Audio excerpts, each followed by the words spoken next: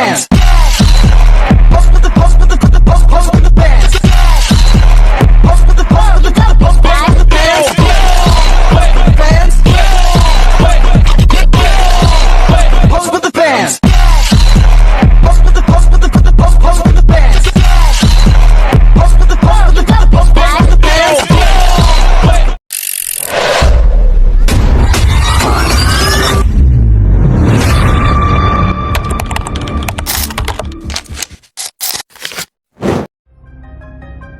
Di jantung kota Solo, berdiri megah Pura Mangkunegaran, sebuah istana yang tak hanya menjadi saksi bisu sejarah panjang Jawa, tapi juga pusat pelestarian budaya yang terus bernapas hingga hari ini.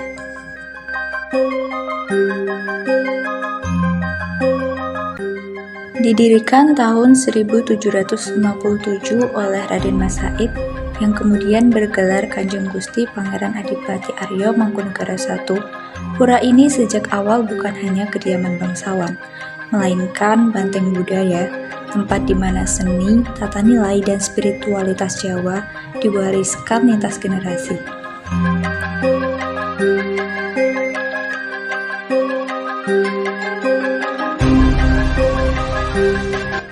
Setelah resmi dibuka untuk umum pada tahun 1968, selama puluhan tahun istana ini menjadi jendela bagi masyarakat untuk mengenal budaya Mangkunegaran. Namun, pada tahun 2023, sebuah keputusan penting diambil oleh Kanjeng Gusti Pangeran Adipati Arya Mangkunegara X. 10 area yang dulunya terbuka untuk umum, termasuk Pendopo Ageng, taman, dan museum, kini ditutup. Tapi ini bukan penutupan tanpa makna, melainkan langkah elegan untuk mengembalikan fungsi asli istana, yaitu sebagai pusat budaya, tempat tinggal keluarga bangsawan, dan ruang sakral yang dijaga nilainya.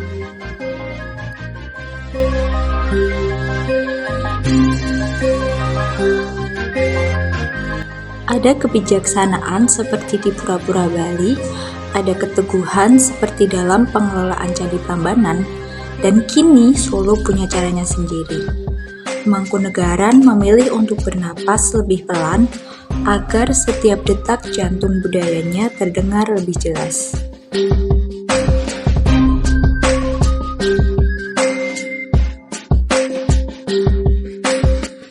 Senin dan Sabtu, Pendopo Ageng jadi ruang untuk geladen, latihan tari klasik. Rabu, latihan seni dan tari tradisional digelar di taman. Sabtu Pon, hari weton Kanjeng Gusti Pangeran Adipati Arya Mangkunegara X, menjadi waktu sakral saat pertunjukan tari seperti Biksa Ambireng, Bedoyo, dan Serimpi dipentaskan.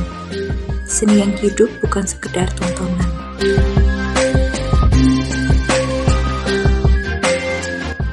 Dan pengunjung pun dipersilakan untuk ikut merasakan, mencoba gerakan dasar, asal tetap menghormati adat dan bertanya pada pengelola.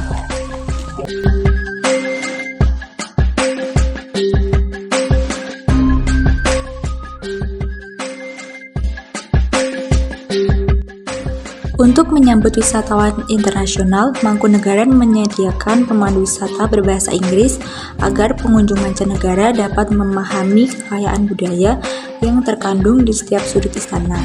Jadi bukan hanya dinikmati secara visual, tetapi juga secara naratif. Pada masa pemerintahan Mangkunegara IX, wisatawan asing mendominasi kunjungan ke istana ini. Namun kini jumlah wisatawan domestik meningkat pesat, mencapai sekitar 10.000 orang setiap bulannya.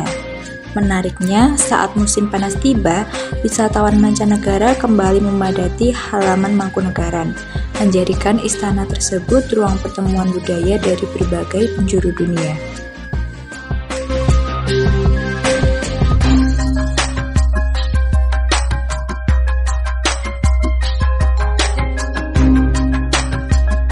Pura Mangkunegaran memiliki lebih dari 300 abdi dalam dari berbagai daerah Bukan hanya keturunan keraton, tapi juga relawan dan pemagang dari jurusan pariwisata.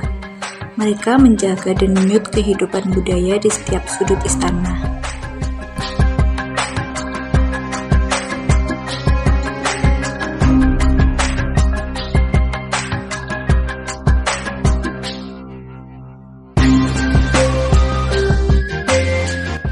Secara arsitektur, Mangkunegaran memadukan gaya Jawa yang kuat dengan sentuhan Eropa.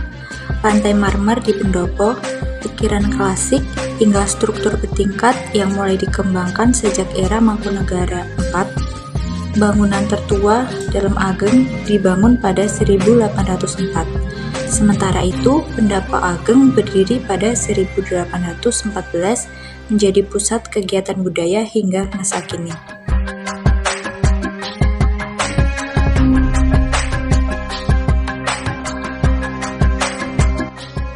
Meski secara administratif dikelola oleh pemerintah kota, secara adat dan budaya istana ini tetap dipimpin oleh Mangkunegara.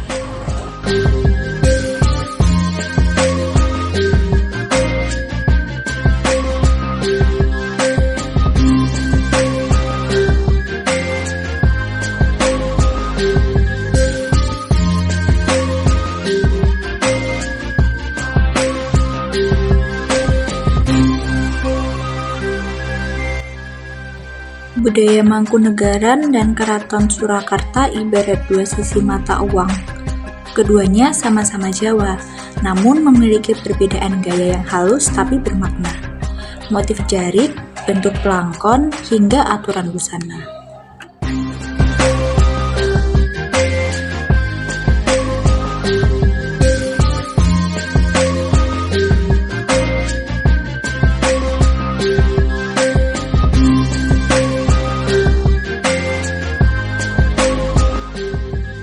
Batik parang dan kain beludru hanya boleh dipakai oleh keluarga kerajaan. Semakin tinggi motif lerengnya, semakin tinggi pula derajat bangsanya. Sebuah simbol status yang dipegang teguh hingga kini, namun di luar tembok istana semua bebas memakai, asal tahu etika.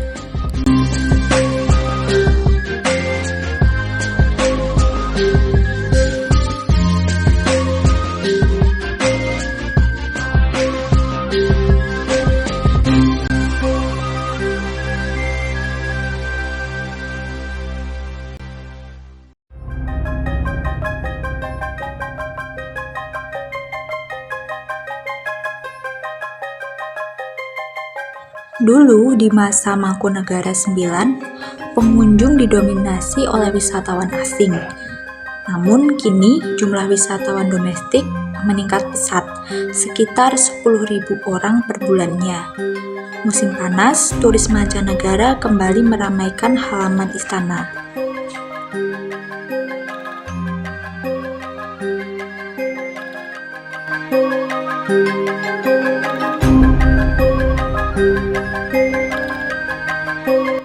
Mangkunegara bukan sekedar tempat wisata. Ia adalah living heritage, warisan yang hidup, bergerak, dan tumbuh dalam zaman.